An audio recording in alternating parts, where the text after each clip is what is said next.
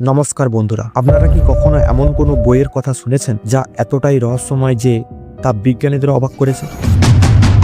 কিছু লোকের এই রহস্যময় বইগুলো পড়তে খুব ভালো লাগে, কিন্তু ভাবুন যদি এই বইগুলোর মধ্যে একটি বই আপনার হাতে আসে যার রহস্য আজ পর্যন্ত কেউ জানে না, সেগুলোর সমাধান করার জন্য আপনি কি পড়ার সাহস করবেন? আজ আমি আলোচনা করব ইতিহাসের এমন 10টি বই নিয়ে যেগুলোর রহস্য আজও পুরোপুরি সমাধান হয়নি। কিছু বই তো এমন যা পড়ার সাহস করার চ্যালেঞ্জের মতো। কিছু বইয়ের রহস্য বিজ্ঞানীদের দ্বারা উদ্ঘাটন হয়েছে, কিন্তু এমন কিছু রহস্যময় বই আছে যেগুলো আজও অবধি বিজ্ঞানীরা উদ্ঘাটন করতে পারেনি। তাদের মধ্যে অন্যতম বইগুলো হলো নেক্রোনমিকন, যেটি মানুষের চামড়া দিয়ে তৈরি করা হয়েছে বলে মনে করা হয়; কোডেক্স জিগাস, যেটি দুনিয়ার সবচেয়ে বড় বই। এই বইটি একটি রাতের মধ্যে লিখে তৈরি করা হয়েছিল; বুক অফ ডেথ, বইটির মধ্যে যে মন্ত্রগুলি আছে সেগুলি যদি পড়া যায় তাহলে একজন মৃত ব্যক্তিও জীবিত হয়ে যায়। 10টি গুরুত্বপূর্ণ রহস্যময় বই নিয়ে ডিটেলসে আলোচনা করতে চলেছি। ভিডিওটি পুরো দেখলে আপনি এমন কিছু তথ্য জানবেন যা আপনার কল্পনার বাইরে। তাহলে চলুন শুরু করা যাক।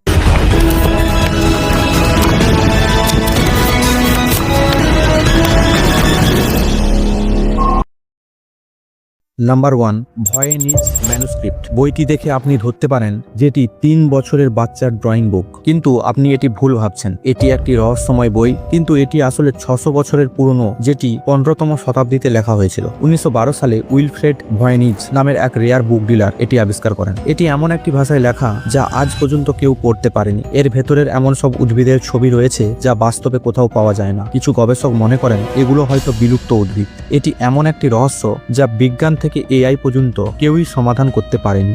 Number 2, রোহনো codex. হাঙ্গেরিতে পাওয়া এই বইটি একটি অজানা ভাষায় লেখা যা আজ পর্যন্ত কেউ ডিকোড করতে পারেনি। 448 পৃষ্ঠার এই বইয়ে দেবদেবীর যুদ্ধ এবং অদ্ভুত আচার অনুষ্ঠানের কথা লেখা আছে। কিছু গবেষক মনে করেন এটি হয়তো কোনো হারিয়ে যাওয়ার সভ্যতার গল্প বলে, তবে কেউ কেউ মনে করেন এটি একটি জটিল ধাঁধা যা আজও অমীমাংসিত। নাম্বার 3, স্মিথফিল্ড ডিক্রিটস। 14তম শতাব্দী এই বইটি শুধু আইন সংক্রান্ত তথ্য নয়, বরং অদ্ভুত সব চিত্রে ভরপুর। বইটির মার্জিনে দেখা যায় ইঁদুর আদালতে মামলা করছে, খরগোশ মানুষকে আক্রমণ করছে। এই চিত্রগুলো কি শুধু মজার, নাকি এর পিছনে লুকিয়ে আছে গভীর কোনো বার্তা, কেউই সঠিকভাবে বলতে পারেন।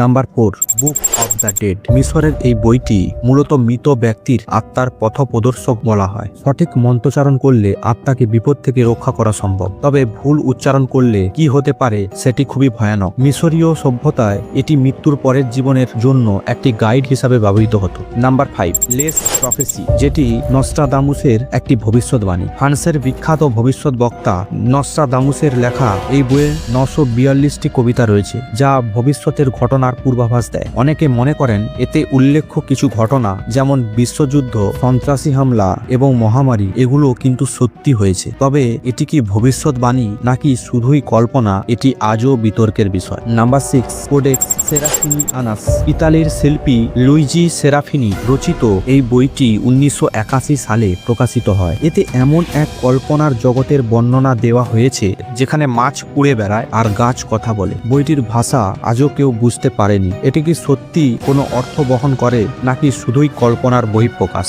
নাম্বার 7, নেক্রোনমিকন। এই বইটি প্রাচীন আরবি পণ্ডিত আব্দুল আল হাজরেত রচনা করেছেন বলে দাবি করা হয়। এতে এমন সব মন্ত্র রয়েছে যা প্রয়োগ করলে মৃত ব্যক্তিকেও জীবিত করা সম্ভব, তবে এটি কি সত্যি নাকি শুধু গল্প কেউই নিশ্চিত নয়। Number 8, Ripley scroll. 15তম শতাব্দীর এই স্ক্রোলটি জর্জ রিপ্লির নামানুসারে নামকরণ করা হয়েছে। এতে এলকেমি বা রসায়ন বিদ্যার গভীর জ্ঞান লুকিয়ে রয়েছে। এটি কি সত্যি যে ধাতুকে সোনায় রূপান্তরিত করার রহস্য উন্মোচন করে? আজও এটি অমীমাংসিত। নাম্বার 9, গ্র্যান্ড গ্রিমোয়ার, যাকে রেড ড্রাগনও বলা হয়। এই বইটিকে পৃথিবীর সবচেয়ে বিপজ্জনক বই বলা হয়। এতে শয়তানের সঙ্গে চুক্তি করার পদ্ধতি বর্ণনা করা হয়েছে। অনেকে দাবি করেন যারা এটি পড়েছে তাদের জীবনের অদ্ভুত ঘটনা ঘটেছে। নাম্বার 10, কোডেক্স জিগাস, যাকে ডায়াবলিক্যাল বাইবেল বলা হয়। 13তম শতাব্দীর একটি বিশাল আকৃতির বইটির সম্পর্কে বলা হয় এটি একটি রাতে শয়তানের সহায়তায় লেখা হয়েছিল। বইটিতে বাইবেল, ইতিহাস, চিকিৎসা এবং শয়তান সম্পর্কিত বিষয় রয়েছে। এর রহস্য আজও সমাধান হয়নি। বন্ধুরা, এই বইগুলোর প্রতিটি এক একটি রহস্যের সিন্ধু। আপনি কোনটি সম্পর্কে আরো জানতে চান কমেন্ট করে জানান। ভিডিওটি ভালো লেগে থাকলে লাইক, শেয়ার এবং সাবস্ক্রাইব করতে ভুলবেন না। পরবর্তী ভিডিওতে আবার দেখা হবে। ধন্যবাদ।